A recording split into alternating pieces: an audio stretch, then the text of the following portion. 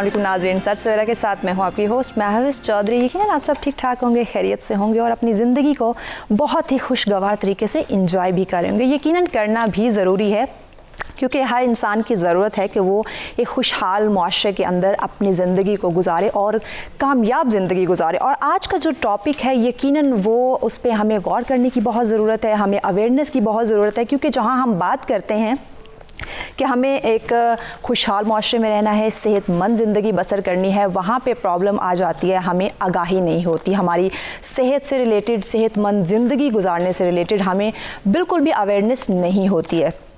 तो सच न्यूज़ की हमेशा से कोशिश रही है कि सच सवेरा के अंदर आप लोगों के लिए ऐसे मौजू लेकर आएँ जिससे आपको आगाह किया जाए कि आप सोसाइटी में कामयाब कैसे हो सकते हैं, आप सोसाइटी के अंदर सेहतमंद ज़िंदगी कैसे बसर कर सकते हैं। तो आज का जो मौजू है हमारा, वो यकीनन हमारी जो ख़वातीन हैं, हमारी जो फ़ीमेल है, उनके लिए बहुत ही ज़्यादा मुफीद साबित होगा, क्योंकि कहते हैं कि जो मुआशरा है वो ख़वातीन से ही कामयाब होता है। तो ख़वातीन की ज़िंदगी के हवाले से, उनकी सेहत के हवाले से बात करना भी बहुत ही ज़्यादा ज़रूरी है। तो आज का हमारा मौजू होगा कि पाकिस्तान के अंदर जो ब्रेस्ट कैंसर के बढ़ते हुए केसेस हमें नज़र आते हैं, उसके पीछे सबसे बड़ी वजह है लापरवाही। अवेयर नहीं है हमारी ख़वातीन, हमारे लोग अवेयर नहीं हैं। और इसमें सबसे जो बड़ी मेजर प्रॉब्लम है, हमारी ख़वातीन घर में काम तो करती हैं, हमारे ख़वातीन ऑफिस भी जाती हैं, जॉब के काम भी करती हैं, अपने बच्चों को भी संभालती हैं, लेकिन जब उनकी सेहत पे बात आ जाती है तो उनके लिए अपने पास अपनी सेहत का ख्याल रखने के लिए 5 मिनट भी नहीं दरकार होते हैं। तो इसके पीछे क्या वजह है, क्यों वो अपना ख्याल नहीं रख पा रही, क्या प्रॉब्लम्स उनको फेस करनी पड़ी, कहाँ पे है कि वो अवेयर नहीं है इस वजह से। तो इस पे आज हम डिस्कस करेंगे। स्टूडियो में मेहमान भी हमारे साथ मौजूद होंगे, उनसे भी हम बात करेंगे, जानने की कोशिश करेंगे कि ब्रेस्ट कैंसर की ये जो बढ़ती हुई शरह है हमारे मुल्क के अंदर, कि एक साल में कम से कम 90,000 केसेस जो हैं वो रिसीव होते हैं, जिसमें 40,000 जो ख़वातीन है वो मौत का शिकार हो जाती है। तो क्या वजह है कि इतने बढ़ते हुए केसेस, इतनी ज़्यादा अमवात, इसको हम क्यों नहीं रोक पा रहे, कौन सी वजूहात जो हैं वो सामने आ रही हैं। और सबसे जो इम्पॉर्टेंट चीज़ है कि कहा जाता है कि जो कैंसर है इसका इलाज है वो बहुत महंगा है। तो क्या इसके पीछे ये वजह हो सकती है कि हमारे जो लोग हैं वो इसका इलाज अफोर्ड नहीं कर पा रहे, या उनको अवेयर नहीं किया जा रहा, उनको प्रॉपर गाइड नहीं किया जा रहा, ट्रीट नहीं किया जा रहा। तो इन तमाम सवालों पर आज हम रोशनी डालेंगे और कोशिश करेंगे कि जो हमारी ख़वातीन जो गांव में रहती हैं, जो इससे अवेयर नहीं है, उनके लिए भी ऐसा सोल्यूशन निकाला जाए कि वो अपने लिए कम से कम 5 मिनट निकाल के अपनी सेहत का ख्याल रख सकें। कुछ ऐसी एक्सरसाइज होती हैं जो वो कर सके ताकि उनकी ज़िंदगी बेहतर से बेहतर बन सके, क्योंकि ये एक खूबसूरत सी ज़िंदगी अल्लाह पाक की दी नेमत है, तो इसका ख्याल रखना बहुत ही ज़्यादा ज़रूरी है। मेहमानों का तारुफ करवाने से पहले हम बढ़ते हैं वेदर अपडेट की जानब कि आज का मौसम हमें क्या इंडिकेट कर रहा है।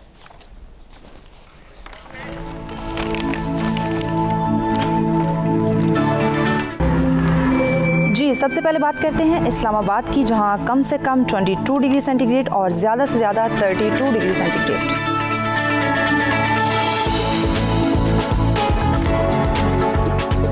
जी, बात करते हैं लाहौर की, जहां ज़्यादा से ज़्यादा 33 और कम से कम 25 डिग्री सेंटीग्रेड। जी, कराची का हवाला आपको बताते चलें, जहां ज़्यादा से ज़्यादा 32 और कम से कम 26 डिग्री सेंटीग्रेड। जी, बात करते हैं पेशावर की, जहां ज़्यादा से ज़्यादा 34 डिग्री सेंटीग्रेड और कम से कम 23 डिग्री सेंटीग्रेड। क्वेटा का हवाला आपको बताते चलें, जहां ज़्यादा से ज़्यादा 29 डिग्री सेंटीग्रेड और कम से कम 19 डिग्री सेंटीग्रेड। जी, बात करते हैं गिलगित बल्तिस्तान की, जहां ज़्यादा से ज़्यादा 23 डिग्री सेंटीग्रेड और कम से कम 10 डिग्री सेंटीग्रेड। जी, लास्ट में बात करते हैं मुजफ्फराबाद की, जहां ज़्यादा से ज़्यादा 31 डिग्री सेंटीग्रेड और कम से कम 15 डिग्री सेंटीग्रेड रिकॉर्ड किया गया।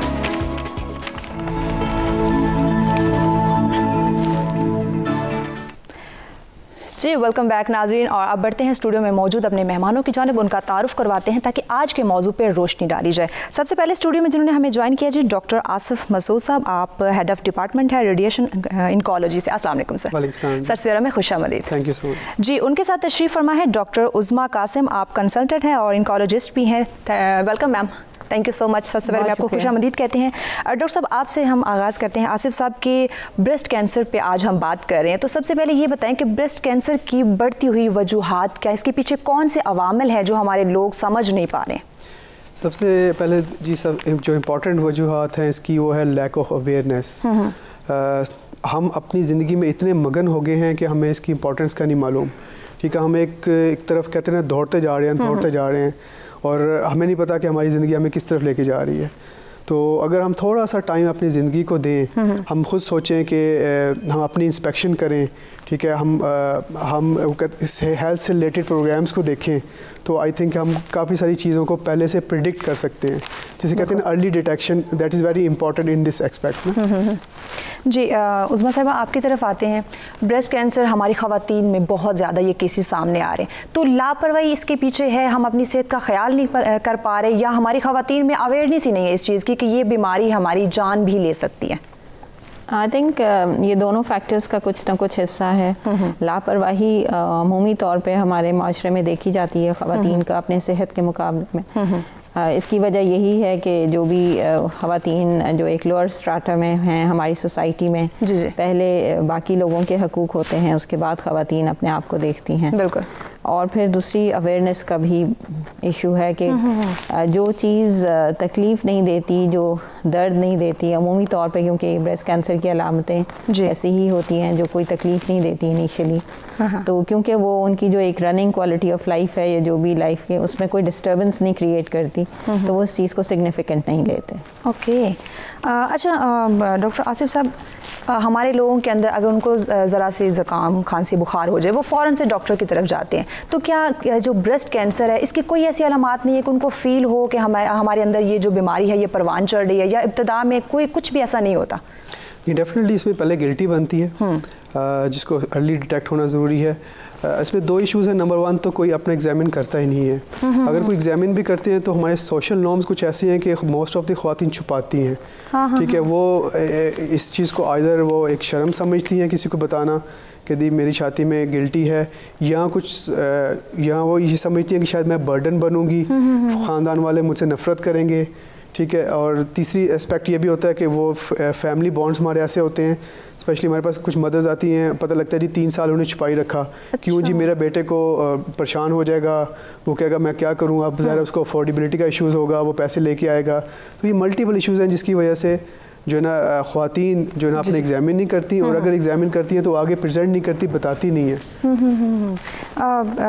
उज़्मा साहब, आपकी तरफ आते, जैसे डॉक्टर साहब ने कहा कि वो छुपाती हैं, बताती नहीं है, तो हमारी ख़वातीन को अवेयर कैसे किया जाए? क्योंकि देखें ये खूब बुखार खांसी नहीं है जो वक्त के साथ ठीक हो जाएगा, ये एक ऐसी बीमारी है जो वक्त के साथ बढ़ती जाती है, कम नहीं होती है, और हमारी जान तक भी ले सकती है। तो ख़वातीन के अंदर अवेयरनेस कैसे क्रिएट की जाए कि आपने इसका जो ख़ास ख्याल है वो रखना है?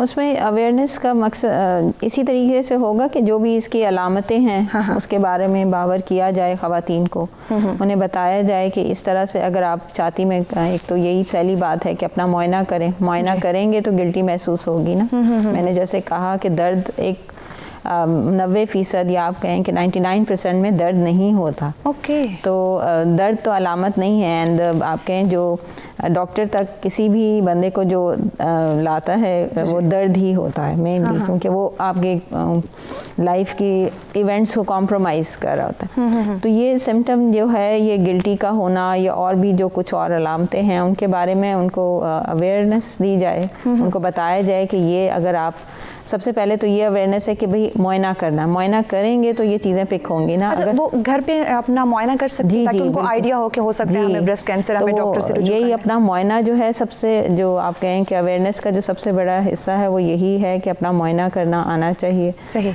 जो कि बहुत सिंपल है, कोई भी कर सकता है, उसके लिए कोई ख़ास इंटेलिजेंस नहीं चाहिए, पढ़ा लिखा होना भी ज़रूरी नहीं है। सही। तो जब मुआयना करें तो उसमें जो मेन अलामात हैं उसके बारे में बताया जाए। बस ये तो बड़ा वही बात है कि बेसिक स्टेप है। अगर कोई फील भी करता है, क्योंकि हमारी ख़वातीन ऐसी नहीं है कि वो कहें कि जी हमें पता ही नहीं चला, मोस्टली यही होती हैं, वो कहते हैं जी गिल्टी थी, हमें पता है, 3 साल से पता है, 4 साल से पता है। इम्पॉर्टेंट है उससे नेक्स्ट स्टेप। बिल्कुल ठीक है, तो हम लोग ज़रूर एक लेवल तक काम कर सकते हैं, क्योंकि उससे नेक्स्ट की जो चीज़ें हैं जो कि हेल्थ केयर प्रोवाइड करना, वो फिर गवर्नमेंट लेवल पे आती हैं चीज़ें। तो हमारा जो आप लोग भी जो यहाँ एफर्ट कर रहे हैं, जो हम लोग आ रहे हैं, वो हम इस हद तक ही हेल्प आउट कर सकते हैं कि उनको थोड़ा बहुत ब्रेस्ट एग्जामिनेशन के बारे में बता दें, सिम्टम्स के बारे में बता दें कि ये चीज़ है। उससे नेक्स्ट जो काम है फिर सोशल नॉर्म्स हैं, हेल्थ सर्विसेज की प्रोविज़न है, ये सब चीज़ें नेक्स्ट लेवल आती हैं। ठीक, ओके। गिल्टी सिर्फ डिटेक्ट करना इंपॉर्टेंट नहीं है, उसको आगे लेके चलना जो एग्जैक्टली उसको आगे लेके उसका ट्रीटमेंट करना भी बहुत ज़रूरी होता है। और सबसे ज़्यादा इम्पॉर्टेंट है कि हमारी ख़वातीन के अंदर अवेयरनेस हो कि वो अगर घर में अपना मुआयना करें तो उनको अंदाज़ा हो कि हो सकता है हमें ब्रेस्ट कैंसर है, फौरी तौर पर हमें डॉक्टर से रुजू कराना है। इस मौजू पे मज़ीद भी इन डिटेल बात करेंगे, लेकिन वक्त हो जाता है एक ब्रेक का। हमारे साथ रहिएगा।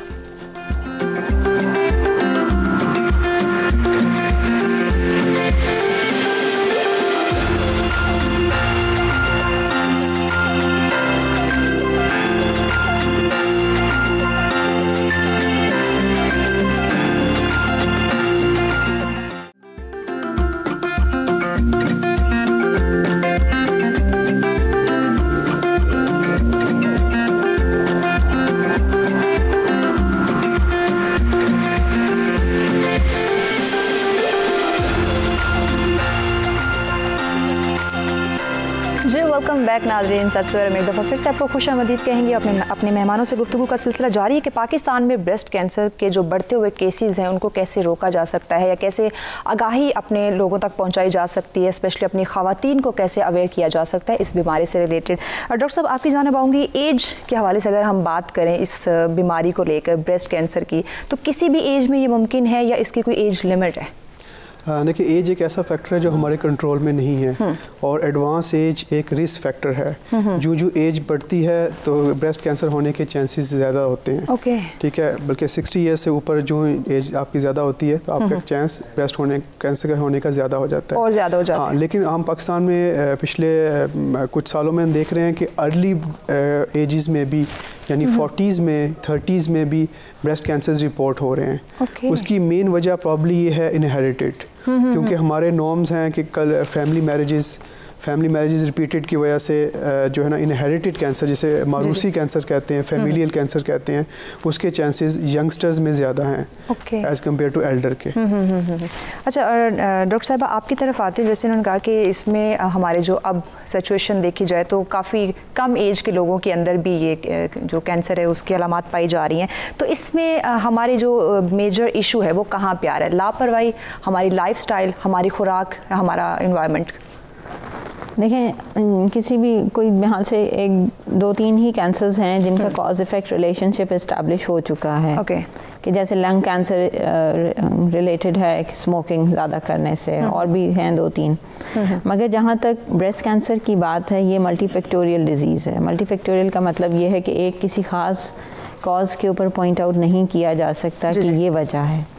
बहुत सारी, अगर हम कैंसर एक बनने का प्रोसेस ही समझ पाएँ तो उसमें हमारे आप कहें कि नॉर्मल बॉडी के जो सेल्स हैं, जो खुलिये हैं, उनका फंक्शन एक किस्म का आप कहें कि उनकी एक साख्त में तब्दीली आ जाती है और वो खामोशी से बढ़ते रहते हैं। और जो बॉडी के नॉर्मल सेल्स हैं क़ुव्वत मुदाफ़ियत के, जो उन ख़राब सेल्स को डिटेक्ट करके ख़त्म कर दें, उनमें कुछ आप कहें कि माजूरी आ जाए, जैसे भी, जो कि ये सारे वजूहात किस वजह से हो सकते हैं? अच्छी खुराक ना होना, जो है बॉडी के एडिक्वेट आप कहें सोने उठने की रूटीन है, खुराक की है, एक्सरसाइजेज हैं, स्ट्रेस है, लाइफ के इवेंट्स हैं, ये सब चीज़ें हमारे ऊपर मुतासर कर रही होती हैं। तो हम कोई भी अगर अपनी ज़िंदगी उठा के देखें तो कोई परफेक्ट नहीं है। बिल्कुल, हर एक के कुछ ना कुछ मामला जिसमें हम कुछ चीज़ों को प्रायोरिटी देते हुए बहुत सारी चीज़ों को अपनी लाइफ में कम कर रहे होते हैं। ऐसे ही है,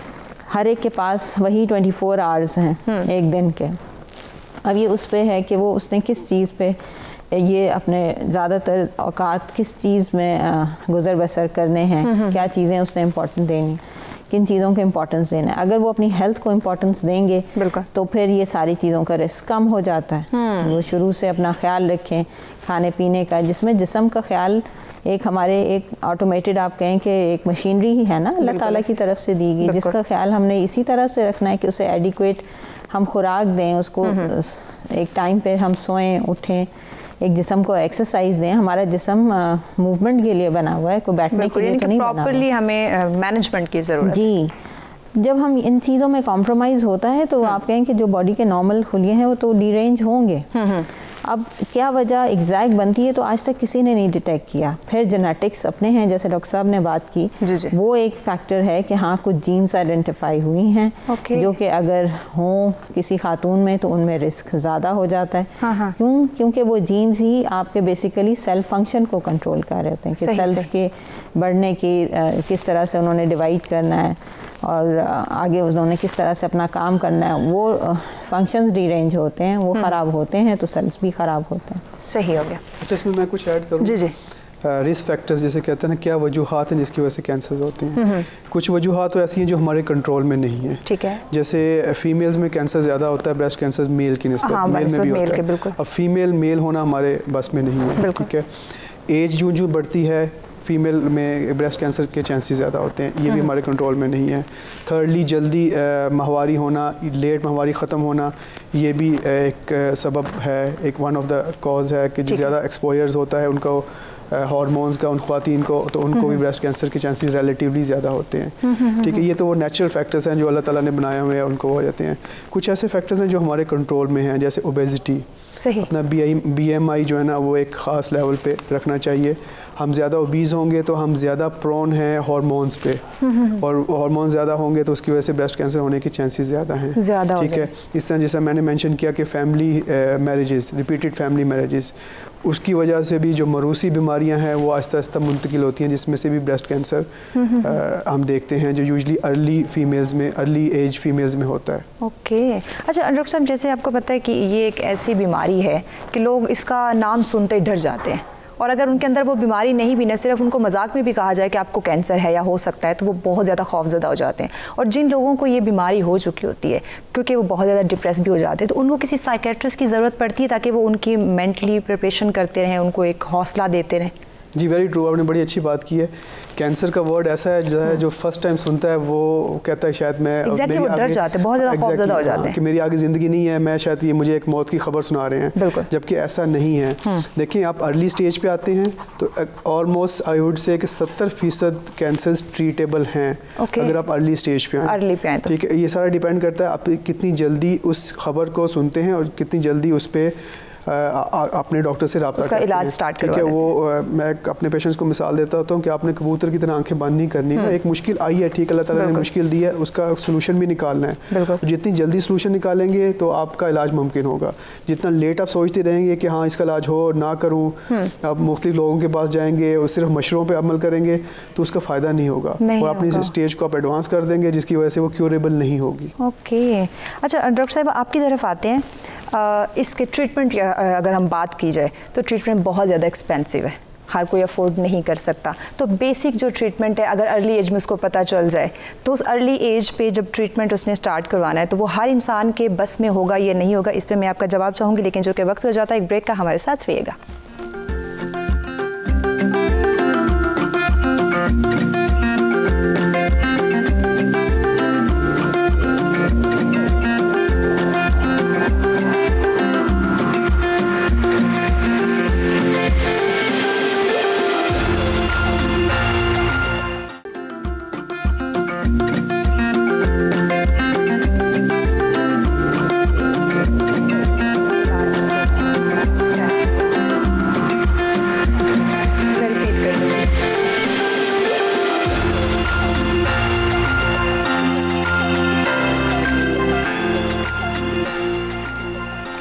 वेलकम बैक नाजरीन, सर सवेरा में एक दफ़ा फिर से आपको खुशामदीद कहेंगे। और ब्रेक पे जाने से पहले बात की जा रही है पाकिस्तान के अंदर बढ़ते हुए केसेस जो ब्रेस्ट कैंसर के हैं, उसके बारे में क्या वजूहात हैं, कैसे आगाह किया जा सकता है, कैसे अवेयर किया जा सकता है अपने लोगों को, ताकि वो एक तंदुरुस्त ज़िंदगी जो है वो बसर कर सके। डॉक्टर साहब, आपसे मैंने ब्रेक पे जाने से पहले सवाल किया था इलाज के बारे में, क्योंकि इसका इलाज जो है वो खासा महंगा है, हर कोई अफोर्ड नहीं भी कर सकता।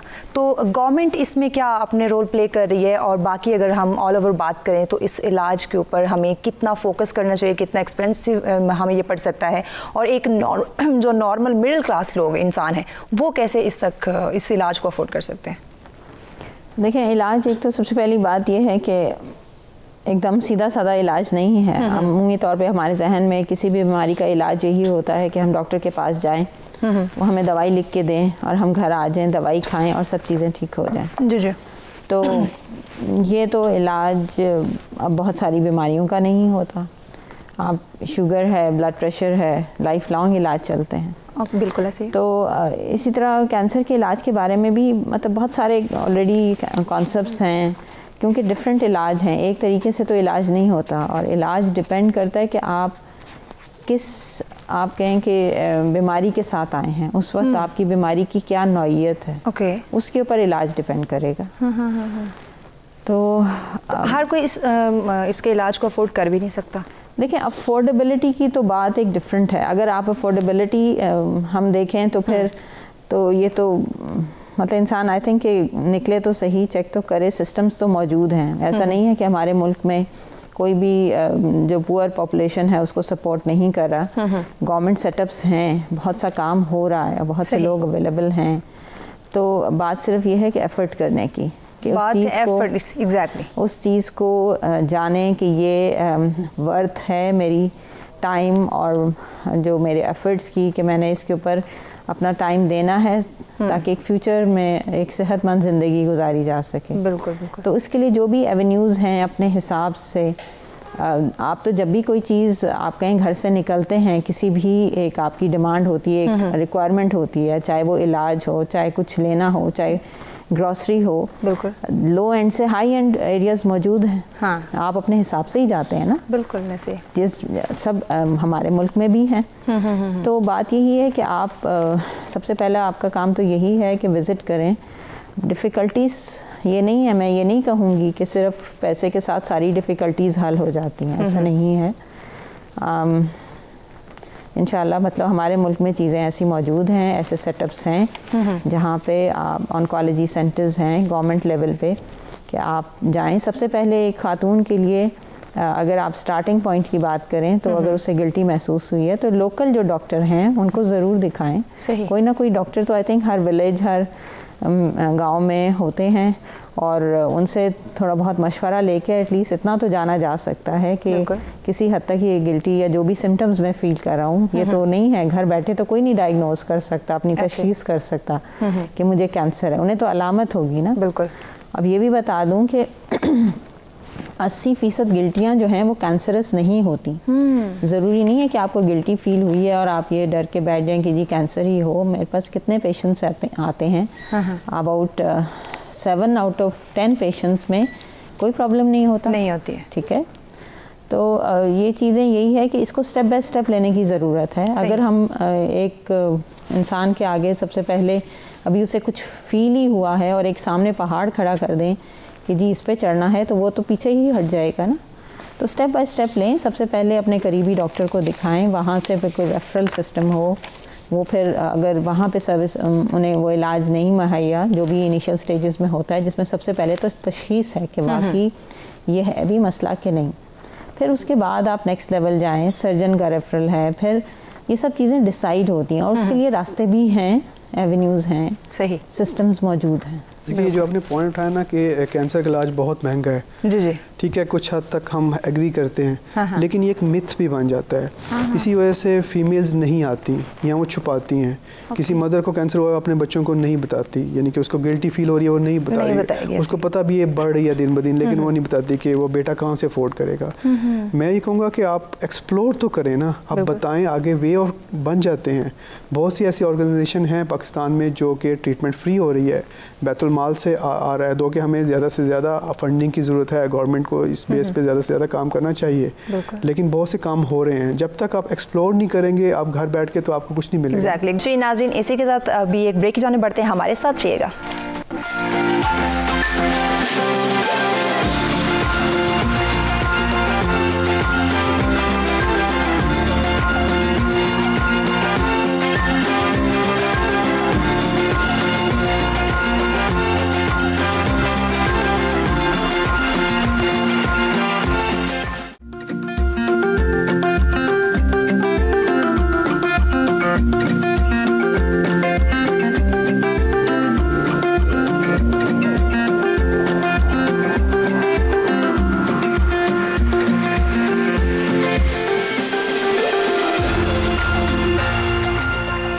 वेलकम बैक नाज़रीन। सच सवेरा में एक दफ़ा फिर से आपको खुशामदीद कहेंगे। ब्रेक पे जाने से पहले जिस मौजू पे गुफ्तगू का सिलसिला जारी था कि पाकिस्तान के अंदर ब्रेस्ट कैंसर के जो बढ़ते हुए केसेस हैं उनको कैसे रोका जाए, कैसे आगाह किया जाए, कौन से इक़दाम जो हैं उनको इख्तियार करना चाहिए ताकि इस बीमारी से हम खुद को बचा सकें। तो स्टूडियो में मेहमान हमारे साथ मौजूद हैं। डॉक्टर आसिफ महमूद साहब हमारे साथ हैं, उनके साथ तशरीफ़ फरमा है डॉक्टर उज़मा कासिम साहिबा। डॉक्टर साहब आपकी तरफ बढ़ती हूँ। हम इलाज पे बात कर रहे थे, सिम्टम्स पे बात कर रहे थे, तो इलाज इसका कितने तरीक़ों से आप करते हैं ये ब्रेस्ट कैंसर का? अगर अर्ली स्टेज में हो या कुछ टाइम गुजर जाए तो इलाज के जो तरीके हैं वो कितने हैं और किस तरह आप इसको इलाज करते हैं इसका? बेसिकली इस इलाज को हम डिवाइड करते हैं 3 to 4 स्टेप्स में। ओके, ठीक है। इसमें एक कीमोथेरेपी है, रेडियोथेरेपी और सर्जरी और हार्मोनल थेरेपी। ये सारा डिपेंड करता है आपने कौन सी स्टेज में कौन सी ट्रीटमेंट करनी है और उस की हिस्टोपैथोलॉजी या उसकी फाइनल डिटेल्स क्या हैं जो आपने बायोप्सी ली हैं। ठीक है, और उस पर डिपेंड सारा, ये सारी स्टेप्स उस पर डिपेंड करते हैं। ओके, ये स्टेप पे डिपेंड करता है। एग्जैक्टली। ठीक है। अब अगर पेशेंट ब्रेस्ट कैंसर एडवांस है, बड़ा है, उसकी बगल की गिल्टियाँ भी मौजूद हैं, तो उसमें पहले हम इसको डाउन साइज करते हैं। ठीक है। डाउन साइज करते हैं, उसको हम न्यू एडजुवेंट थेरेपी कहते हैं। New adjuvant therapy with chemotherapy. पहले कीमोथेरेपी देते हैं, उसमें डिफरेंट साइकिल्स हैं, यूजुअली 8 साइकिल दिए जाते हैं ताकि वो डाउन साइज हो जाए, छोटा हो जाए। उसके बाद सर्जरी। देखिए सर्जरी इसमें मेन स्टे है कि आपने सर्जरी मस्ट है। सर्जरी मस्ट है क्योंकि सर्जरी से आपने ट्यूमर को रिमूव करना है, कैंसर को रिमूव करना है। तो surgery is a part and parcel of the breast cancer treatment.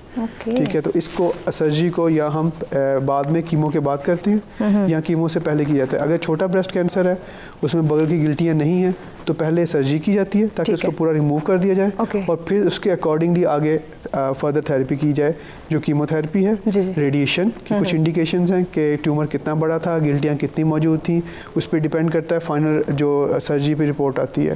ठीक है, कि रेडिएशंस कितनी रेडिएशंस होंगी। और रेडिएशंस के बाद हार्मोनल थेरेपी होती है जो कि टैबलेट्स की फॉर्म में होती है। ये भी अगेन जो आपका टिश्यू में निकलता है तो उसमें पता लगता है कि पेशेंट हार्मोन पॉजिटिव है या नेगेटिव है। जो हार्मोन पॉजिटिव पेशेंट्स हैं उनको वो 5 ईयर्स के लिए ट्रीटमेंट दी जाती है जो टैबलेट्स की फॉर्म में की जाती है। ज़्यादा से ज़्यादा इसकी ट्रीटमेंट कितना टाइम चलती है? देखिए इसमें जो ट्रीटमेंट है, जो एक्टिव ट्रीटमेंट जिसे मैं कहूँगा वो प्रॉब्ली 6 मंथ्स की ट्रीटमेंट है। जो एक्टिव ट्रीटमेंट है जिसमें कीमोथेरेपी, सर्जरी मिला लें और रेडिएशन मिला लें, वो 6 मंथ्स की है। उसके बाद जो हार्मोनल थेरेपी है वो तो 5 ईयर्स के लिए चलती है। वो 5 ईयर्स की चलती है। ठीक, डॉक्टर साहब आपकी तरफ आते हैं। जैसे हम ब्रेक पे भी बात कर रहे थे कि जब गिल्टी महसूस होती है वो सेकेंड स्टेज होती है, तो फर्स्ट स्टेज पे गिल्टी नहीं होती है, तो कैसे एक इंसान को पता चलेगा कि उसके अंदर ये बीमारी परवान चढ़ रही है, वो इस बीमारी का शिकार हो रहा है? देखिए उसमें सबसे पहले ये बात है कि जैसे हम प्रोन होते हैं मुख्तलिफ बीमारियों के, वैसे ही हमारी फीमेल्स को ये अवेयरनेस होनी चाहिए कि मुझे भी ब्रेस्ट कैंसर का रिस्क हो सकता है। ख़ास तौर पे अगर उनकी फैमिली में, ख़ास तौर पे मदर साइड से खाला या बहन या ऐसे किसी फर्स्ट डिग्री रिलेटिव्स जो कहलाते हैं, उनमें अगर ये कैंसर की तशख़ीस हो चुकी है तो उन्हें अपने बारे में ज़्यादा विजिलेंट होने की ज़रूरत है। मीन्स कि उन्हें पता हो कि अगर मेरे करीबी और खून के जो रिश्तेदार होते हैं उनमें अगर ये मसला आया है तो जेनेटिक कॉज हो सकती है। हमारे यहाँ सिस्टम्स इतने डेवलप्ड अभी नहीं हैं कि हम अपना जेनेटिक टेस्ट कराएं देखने के लिए कि किन जीन्स की वजह से माँ में या बहन में कैंसर था, तो वही, और फिर अपना भी जेनेटिक टेस्ट कराएं और देखें कि अगर मेरे अंदर वो जीन्स हैं तो मेरा भी रिस्क फिर बढ़ेगा। सही। तो ये वो हाई एंड इन्वेस्टिगेशंस हैं जो कि अभी हमारे मुल्क में आम नहीं हैं। सिर्फ इतना जो हम इस लेवल पे कर सकते हैं वो यही है कि अगर हमें ये अंदाज़ा हो जाए कि हम एट रिस्क हैं किसी फैमिली मेम्बर के, करीबी फैमिली मेम्बर के इस डायग्नोसिस से, या फिर ओवरऑल एक रिस्क भी है। हमें पता है कि पाकिस्तान में बहुत सारी ख़वातीन, सिर्फ आई थिंक 5 से 10 ख़वातीन हैं जिनकी फ़ैमिली हिस्ट्री हमें मिलती है। वरना 90% ख़वातीन में हम पूछते हैं कोई फैमिली हिस्ट्री नहीं होती। तो एक ओवरऑल रिस्क भी है। सही। जो भी हमारी डाइट्स चल रही हैं, जो भी लाइफस्टाइल चल रहा है, अभी उस पर बात नहीं है, तो उसमें अगर हम अपने आप को ये जान लें कि हम एट रिस्क हैं और इस फैक्ट को एक्सेप्ट करें, तो it's a part of A bigger health plan कि आप, जैसे ये कॉन्सेप्ट तो खैर अब आ गया है पढ़े लिखे फैमिलीज़ में कि अपना एक रूटीन हेल्थ चेकअप होता है, बिल्कुल ईयरली चेकअप होता है। अच्छी कंपनीज़ अपने एम्प्लॉयज़ का कराती हैं, उसमें बेसिक टेस्ट होते हैं। तो उसमें जो ख़वातीन 40 साल से उम्र जिनकी कम है उनके लिए एक अपना part of health awareness, health checkup ये है कि अपना माहवारी मुआयना करें हर महीने। ख़ास तौर पे वो जो ख़ास अयाम होते हैं वो ख़त्म जब होते हैं, उसके बाद छाती जो है रिलेटिवली नरम होती है, उस वक्त अपना मुआयना करें। सही। और ये देखें कि इसमें कोई मुझे डिफरेंट चीज़ तो नहीं फ़ील हो रही, कोई गिल्टी तो नहीं फ़ील हो रही, और भी कुछ सिम्टम्स हैं जो कि एक नए हैं जो पहले नहीं थे। सही। ठीक है, वो चीज़। और 40 साल की उम्र के बाद भी ख़वातीन में यही अमल जारी रह सकता है अपने आप का मुआयना करने का, बट उसके अलावा एक स्क्रीनिंग टेस्ट है मेमोग्राफी, जो कि रिकमेंडेड है। और आप मेमोग्राफी वो टेस्ट है कि आपको अभी कोई अलामत भी फ़ील नहीं होती, उससे पहले ही वो तशख़ीस कर सकता है, यानी कि बहुत ही अर्ली स्टेज में आपका कैंसर डायग्नोज होता है। सही। और अर्ली स्टेज में डिटेक्ट करने का फ़ायदा यही है कि उसकी ट्रीटमेंट, जैसे कि डॉक्टर साहब ने बताया, बहुत लिमिट हो जाती है। आपको सर्जरी बहुत छोटी होती है, उसमें ब्रेस्ट रिमूव करने की ज़रूरत नहीं पड़ती। ओके। आप कीमोथेरेपी अवॉइड कर सकते हैं, रेडिएशन अवॉइड कर सकते हैं। तो अर्ली स्टेज किसी चीज़ की भी जल्दी तशख़ीस करना यही है कि उसको बहुत जल्दी अपने जड़ से ख़त्म कर देना, और उसके लिए मज़ीद ट्रीटमेंट दरकार ना होना। अच्छा, जैसे आपने कहा कि अगर अर्ली स्टेज में हमें पता चल जाए कैंसर है, हम उसको ख़त्म कर सकते हैं। मैंने एक जगह पढ़ा, आई डोंट नो वो सही है कि गलत, कि जो कैंसर है वो ख़त्म नहीं होता। देखिए, कैंसर एक तो बहुत सारी बीमारियों का एक मजमुआ है, अगर आप ऐसे बात करें। पूरा जिस्म है हमारा, उसमें बहुत सारे अज़ा हैं, बहुत सारे खुलिये हैं। किसी में भी कैंसर हो सकता है। किसी में भी कुछ कैंसर्स बहुत एग्रेसिव होते हैं, कुछ नहीं होते। ये जो हम देखते हैं ख़वातीन हमारे पास एल्डरली आती हैं कि जी 4 साल से 5 साल से गिल्टी है, उतनी ही साइज़ की है, अभी बल्कि 2 महीने हुए हैं कि थोड़ी बड़ी हुई है, तो ये किस बात की अलामत शो करता है? यही कि कैंसर फैलता नहीं है, छोटा रहता है। ये तो गिल्टी उस कैंसर की ख़ास किस्म है ना। ओके। तो ये बात जनरलाइज़ करना, क्योंकि हम हमेशा जो भी सुनते हैं ख़बरें, जो ख़बरें आप कहें कि हमें सेंसस को थोड़ा सा मूव करती हैं, वो वही हैं जो बहुत एक्सट्रीम किस्म की होती हैं, या वो हम मतलब उन्हीं से मूव होते हैं, वरना हम मूव नहीं होते। तो अच्छे भी केसेस होते हैं जहाँ पे कैंसर इतनी जल्दी नहीं फैलता और क्योर भी होता है। ऐसी स्टोरीज़ भी मंजर आम पे आनी चाहिए, और लोग जो ख़ास तौर पे हम इनकरेज करते हैं अपने पेशेंट्स को कि जो ट्रीट हो चुके हैं, जो ठीक हैं, उनको भी ये जाके अपने सर्कल में एटलीस्ट ये बताना चाहिए, और एक आप कहें कि एक किस्म का उसका एम्बेसडर बन जाना चाहिए कि बताएं कि अगर किसी को अलामत है तो ट्रीटमेंट कराएं, मैंने भी कराया और मैं ठीक हूँ। तो इस तरह से लोगों को होप मिलता है। तो ये जो नेगेटिव मिथ्स हैं सोसाइटी में वो ख़त्म होते हैं। वो अच्छाई से ही बुराई और गलत, आप कहें कि सही से ही गलत का खात्मा किया जा सकता है। बिल्कुल, कोई शक नहीं कि सही से गलत का खात्मा किया जा सकता है, और जितना हो सके लोगों को आगाह करना चाहिए, लोगों के अंदर अवेयरनेस क्रिएट करनी चाहिए कि आप कोई भी बीमारी हो, आप कैसे उसका सामना कर सकते हैं, कैसे उसको जड़ से उखाड़ फेंक सकते हैं, कैसे आप अपनी सेहत को बेहतर बना सकते हैं। इस टॉपिक पे और भी इन डिटेल बात करेंगे, लेकिन वक्त हो जाता है एक ब्रेक का। हमारे साथ रहिएगा।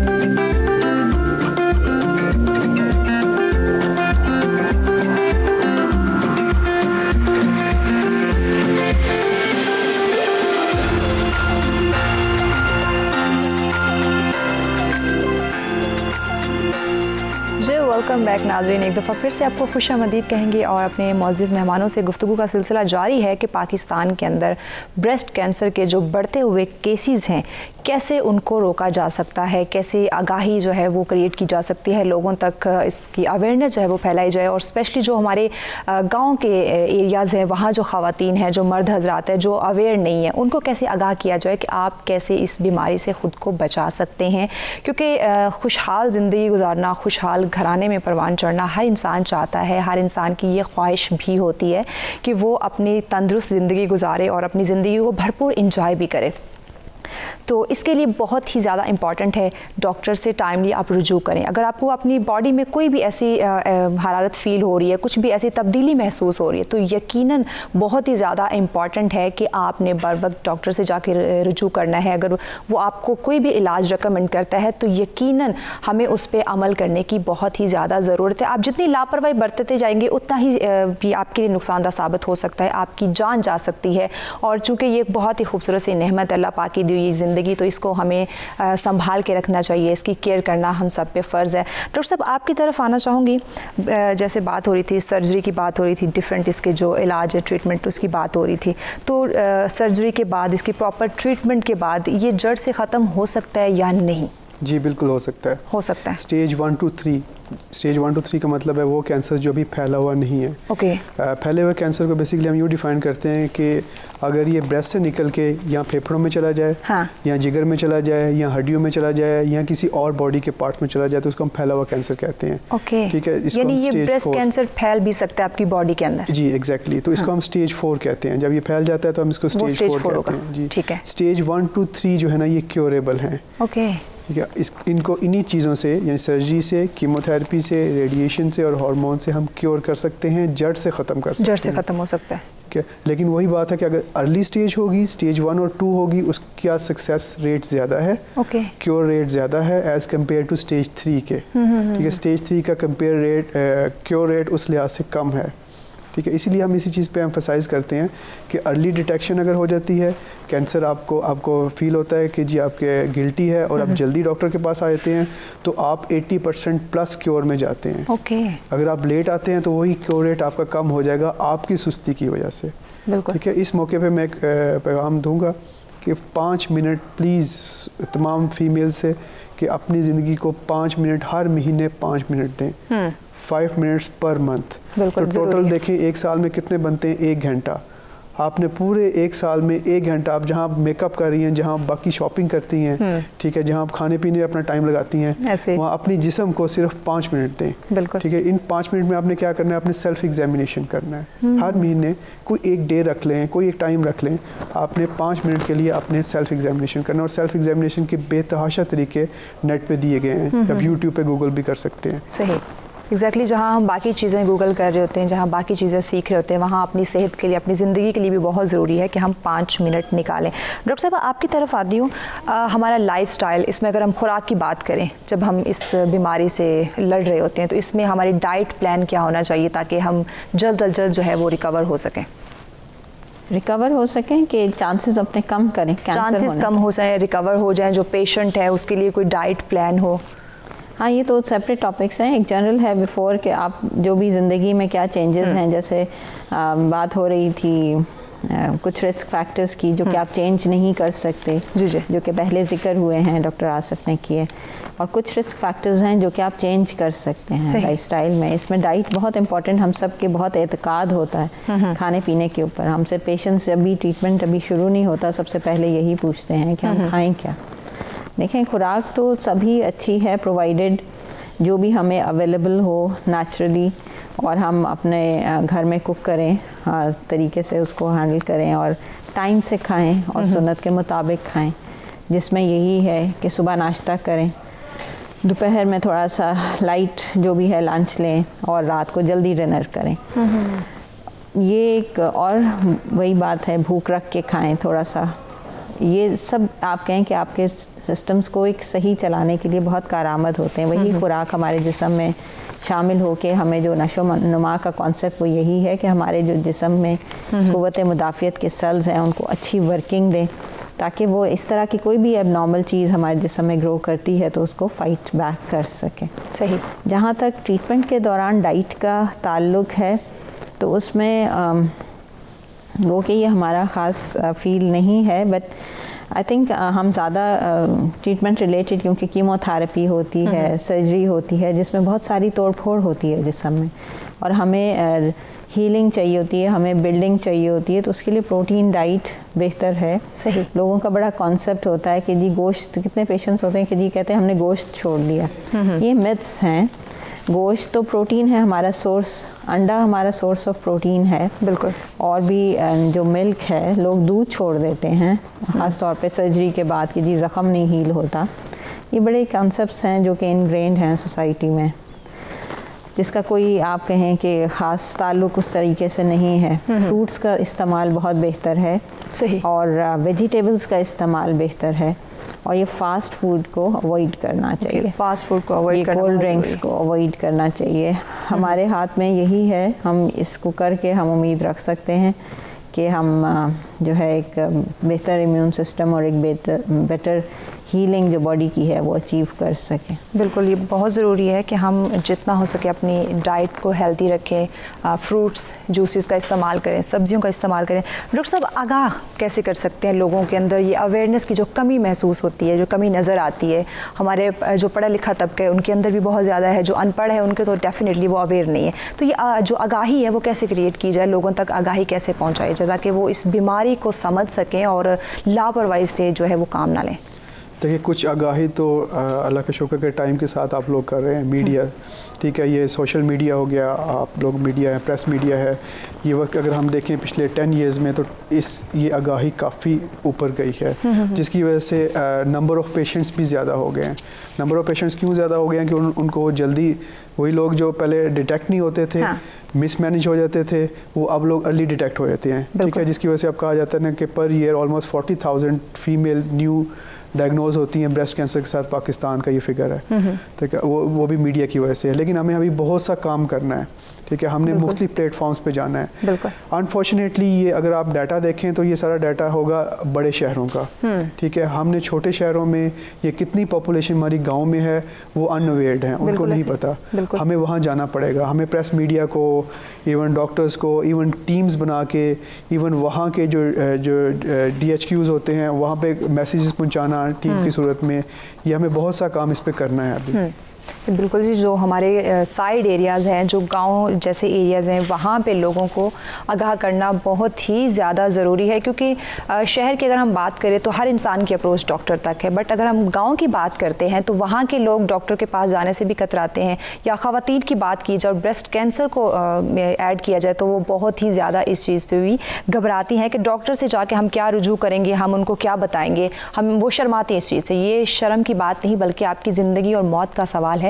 तो इसको जितना हो सके आप इसको जो है वो टेंशन अपने ऊपर टेंशन हावी करने की ज़रूरत नहीं है। आपने परेशान नहीं होना, क्योंकि आप बाकी बीमारियों की तरह इसको समझें, डॉक्टर की तरफ जाएं, रुजू करें, अपना ट्रीटमेंट करवाएं, इलाज करें। तो डेफिनेटली जैसे डॉक्टर साहब ने कहा कि अगर आप बहुत अर्ली स्टेज पे इसका इलाज करवाते हैं तो जड़ से आप इसको ख़त्म कर सकते हैं। इस टॉपिक पे मज़ीद भी बात करेंगे, लेकिन वक्त हो जाता है एक ब्रेक का। हमारे साथ रहिएगा।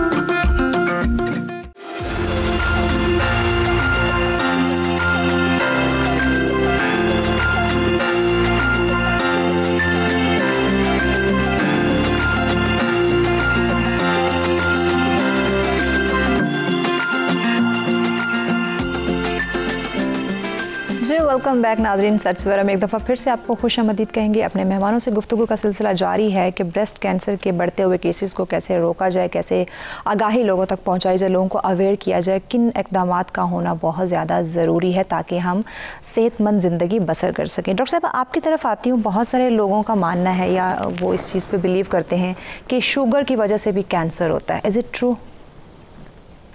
देखें, ये सब फ्लोट किए गए हैं चीज़ें व्हाट्सएप पे काफ़ी ज़्यादा। हमारा जो भी बिलीफ सिस्टम है उसमें यही बात है कि अगर आप एविडेंस बेस्ड बात करें, हम क्योंकि साइंटिफिक दौर में रह रहे हैं और हम टेंडेंसी तो मतलब यही है कि जो हमें वाकई कॉज इफ़ेक्ट रिलेशनशिप दिखाया जाए वो एक्सपेरिमेंट्स के थ्रू प्रूव हो तो हम उसको बिलीव करें। बट इस डोमेन में सारी चीज़ें नहीं आती। इसके बाहर भी बहुत सारी डोमेन्स हैं। डेफिनेटली हम as medical people we tend to be more, हम साइंटिफिक होने की कोशिश भी करते हैं, बिलीव भी करते हैं, बट फिर भी इसके बाहर भी एक बहुत बड़ी दुनिया है। मेरा अपना कॉन्सेप्ट ये है कि हमें जहाँ और बहुत सारे प्रोसेस्ड फूड्स हम अवॉइड करते हैं, तो उसमें ये जो वाइट शुगर है ये भी एक किस्म का प्रोसेस्ड फूड ही है। तो जैसे डायबिटिक्स होते हैं वो क्या वजह बनती है मेनली डायबिटीज़ की, एक्सेस ऑफ ये शुगर कंजम्पशन। तो उसमें आई थिंक म्याना रवि बेहतर है। हमें कोशिश यही करनी चाहिए कि कम से कम यूज़ करें, प्रेफरेबली अब ब्राउन शुगर का कॉन्सेप्ट आ गया है और गुड़, शक्कर हैं, शहद है, बिल्कुल इन चीज़ों का इस्तेमाल आई थिंक रिलेटिवली हेल्दी है बनिस्बत वाइट शुगर के, जो कि एक प्रोसेस्ड आइटम है। सही। तो अगर इजीली मैनेज कर सकते हैं, जिसका मतलब शुगर इनटेक तो हमारा किन चीज़ों में होता है, हम चाय कॉफ़ी पीते हैं या जो मिठाई वगैरह है बाहर से वो खाते हैं, इन चीज़ों में बस मतलब एक लिमिट में रखें सब चीज़ें। हम ये नहीं टोटली मना नहीं करते, बट एक जब भी हम दरमियाना रास्ता इख्तियार करते हैं और चीज़ें एक हेल्दी चॉइसेस करते हैं लाइफ में, तो उसके रिज़ल्ट्स भी हम कहते हैं कि हम अपने एक लाइफ को कंफर्टेबल करके जो चॉइसेस कर सकते थे, ये नहीं कि अपने ऊपर बिल्कुल ही हमने पाबंदी लगा दी और उसको हम पोर्ट्रे भी कर रहे हैं, उसका फिर हम एक दर्स भी दे रहे हैं हर एक को कि नहीं ये बहुत नुकसानदेह है और लोगों की लाइफ डिफ़िकल्ट बना रहे हैं, ऐसा भी नहीं है। सही। तो इसमें बस एक एडिक्वेट अमाउंट और प्रेफरेबल जो ऑप्शंस हैं वो अनप्रोसेस्ड शुगर आई थिंक। इसमें मैं कुछ चीज़ें ऐड करना चाहूँगी। जी, मैं आपकी बात ज़रूर फॉलो करूँगी, लेकिन एक कॉलर हमारे साथ है, इम्तियाज़ साहब कराची से हैं। अस्सलाम वालेकुम। वालेकुम अस्सलाम मैम, मैं बहुत अप्रिशिएट कर रहा हूँ आपके प्रोग्राम को। जी। आप लोगों में अवेयरनेस पैदा करेंगे, एक नया अंदाज है प्रोग्राम का, बहुत अच्छी बात है, बहुत शुक्रिया। तो इसके हवाले से एक छोटी सी रिक्वेस्ट होगी तमाम अरबाज़े इख्तियार से कि जितने भी मौलिक अमराज हैं हमारे मुल्क में, इस तरीके से मेडिकल फैसिलिटीज, अस्पताल इस तरह से बनाएं और ताकि हर आदमी चाहे वो गरीब हो या मुतवस्सित तबका का हो, आसानी से इलाज और मुआवजा उसको फराहम हो सके, ताकि हमारे मुल्क में भी खुशहाली आए और बीमारी रफा दफा हो। अस्सलाम वालेकुम। वालेकुम अस्सलाम। जी, यकीनन बहुत अच्छी इन्होंने बात कही कि ऐसा निज़ाम होना चाहिए कि इलाज हर इंसान करवा सके, क्योंकि मिडिल क्लास तबका जो है, लोअर क्लास तबके, उसके अप्रोच में ये चीज़ें नहीं होती। डॉक्टर साहब आप कुछ कहना चाह रहे थे? जी, वो शुगर से रिलेटेड मैं बात करना चाहूँगा। ये बड़ा आजकल इम्पोर्टेंट बात चल रही है कि क्या शुगर डायरेक्टली कैंसर का बाइस बनती है। तो मैं शुगर को प्रमोट नहीं कर रहा, लेकिन ऐसा नहीं है। शुगर डायरेक्टली कैंसर का बाइस नहीं बनती, यानी मैं नहीं कहूँगा कि it is directly a cause of a cancer. ठीक है। कैंसर क्या है? कैंसर बेसिकली हमारे बॉडी का एक सेल होता है जो बिगड़ जाता है ना, जो नॉर्मल एक्टिविटी उसकी नहीं होती और वो अनकंट्रोल्ड ग्रोथ होती है। ठीक है। हमारी पूरी बॉडी को शुगर चाहिए, किसी भी मीन्स में शुगर चाहिए, क्योंकि रैपिड जो है ना फ्लूइड जो है ना फ्यूल जो है बॉडी का वो शुगर ही है। तो बस ये भी एक किस्म का बॉडी का सेल है जो बिगड़ा हुआ है, उसको जब शुगर मिलेगी तो वो ज़्यादा बढ़ेगा। लेकिन शुगर एक्टिवली खुद से आपको ये कॉज नहीं करती, डायरेक्टली कैंसर कॉज नहीं करती। ठीक है। इनडायरेक्टली आप कह सकते हैं कि शुगर की वजह से आप ओबेसिटी होगी या मोटापा होगा, आपका BMI इंक्रीज होगा, वो इनडायरेक्ट वे में कैंसर कॉज कर सकती है, लेकिन डायरेक्टली नहीं। इनडायरेक्टली कर सकते हैं बट डायरेक्टली नहीं, क्योंकि बड़े सारे पेशेंट हमारी जिनको शुगर हुई थी वो पूछते हैं डॉक्टर साहब शुगर ना खाएं, तो मैं तो उनको कहता हूँ पहले से कुछ नहीं खा रहे होते, ज़रा उनको कीमो मिल रही होती है, वीक हो रहे होते हैं, तो मैं तो उनको नहीं मना करता। अच्छा, ये जो सॉरी आपकी बात कट कर रही हूँ, ये जो ट्रीटमेंट उनको दिए जाते हैं ब्रेस्ट कैंसर के, इससे कुछ साइड इफ़ेक्ट भी उनकी बॉडी पे बाद में कुछ ऐसे असरात मरतब होते हैं? जी देखें, हर तो कहना कोई चीज़ लेने के लिए कोई चीज़ खोनी पड़ती है ना आपको। बिल्कुल। तो आप इवन आप पैनाडोल की गोली भी खाते हैं जो हम रोज़मर्रा खाते हैं, उसके भी कुछ साइड इफ़ेक्ट्स हैं। ठीक है। ज़ाहिर है ये ट्रीटमेंट थोड़ी सी मुश्किल है, टफ़ है, इसके साइड इफ़ेक्ट्स हैं, लेकिन अल्टीमेटली हमने गोल देखना है कि हम क्या पा रहे हैं। सही। तो इसमें कुछ प्रॉब्लम्स होते हैं, जैसे बाल गिरना, तो उल्टी मतली की कैफियत होना, ठीक है, बुखार हो जाना, लूज मोशंस हो जाना, ये चीज़ें होते हैं और पेशेंट टू पेशेंट वेरी करते हैं। यूजली नहीं, ये नहीं कि सब पेशेंट्स में हो, और about most of the patient 80 to 85% patients tolerate कर लेते हैं। थोड़े बहुत उनको प्रॉब्लम्स होते हैं तो वो इससे गुजर जाते हैं। भूख ना लगना, ये चीज़ें सारी ऐसी हैं जिस पे हम साथ साथ उनके साथ चलते हैं। काउंसलिंग सेशंस होते हैं, उनको ट्रीटमेंट्स बताई जाती हैं, मेडिसिन बताई जाती हैं, उनको डाइट बताई जाती है कि ये डाइट लेनी है। तो इस सारे मुश्किल सूरत के साथ साथ हम पेशेंट के साथ होते हैं, डॉक्टर हमेशा उनके साथ होते हैं। बिल्कुल, यानी प्रॉपर तौर पे उनको हर लिहाज से गाइड किया जाता है। ठीक हो गया। डॉक्टर साहब आप लास्ट में हमारे नाज़रीन को क्या मैसेज देना चाहेंगे? देखिए, इन शॉर्ट मैं सिर्फ 2 वर्ड्स में मैसेज देना चाहूँगा। सारी फीमेल्स को पाकिस्तान की 5 मिनट प्लीज़ निकालें अपने लिए, हर महीने 5 मिनट। ठीक है। टोटल इट विल टेक 1 घंटा लगेगा आपका पूरे साल में। अपनी केयर करें, 5 मिनट के लिए अपने आप को एग्जामिन करें, ठीक है। आप सारे डिटेल्स ब्रेस्ट को कैसे एग्जामिन करना है आप आराम से नेट से ले सकती हैं। और अगर आपको कोई गिल्टी फील हो रही है तो प्लीज़ शाय ना हो, अपने करीबी डॉक्टर, कोई भी डॉक्टर हो, करीबी डॉक्टर से रब्ता करें। एग्जैक्टली, बहुत ज़रूरी। जी डॉक्टर साहिबा, आप क्या मैसेज देना चाहेंगे हमारे नाज़रीन को? उसमें मैं यही मैसेज देना चाहूँगी कि हम सारी फीमेल्स पर्टिकुलरली अबव 20 ये जान लें कि हम एट रिस्क हैं, और उसमें जो फर्स्ट ऑफ ऑल आता है प्रिवेंशन, कि हम एट रिस्क होते हुए भी अपना कैसे लोअर कर सकते हैं कि हमें ना हो ब्रेस्ट कैंसर फ्यूचर लाइफ में।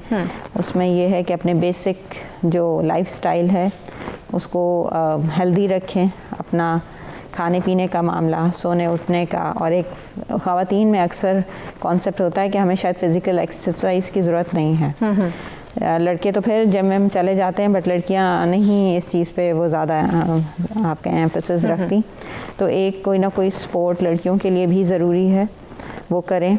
और उसके बाद फिर जब उम्र आती है वो जहाँ पे और इसके साथ साथ अपना मंथली मायना करें, और 40 इयर्स के बाद अपनी स्क्रीनिंग करवाएं। 3 ईयरली स्क्रीनिंग होती है। और कोई भी ऐसी अलामत की सूरत में डॉक्टर से फौरी रुजू करें। बहुत शुक्रिया जी, बहुत शुक्रिया आप दोनों मेहमानों का, आपने वक्त दिया। और यकीनन नाज़रीन, हमें ख़ुद पे, अपनी सेहत पे फोकस करने की बहुत ज़्यादा ज़रूरत है। अगर आपको कहीं भी लगे कि आपकी बॉडी में कोई चेंजिंग्स आ रही हैं तो फ़ौरी तौर पर डॉक्टर से रुजू करें। इसी में हम सबकी भलाई है। खुश रहें, खुशियाँ बांटें। इसी के साथ अपनी होस्ट मैं हाफिज़ चौधरी को दीजिए इजाज़त। दोबारा आपकी खिदमत में हाजिर होंगे अल्लाह ने के बाद।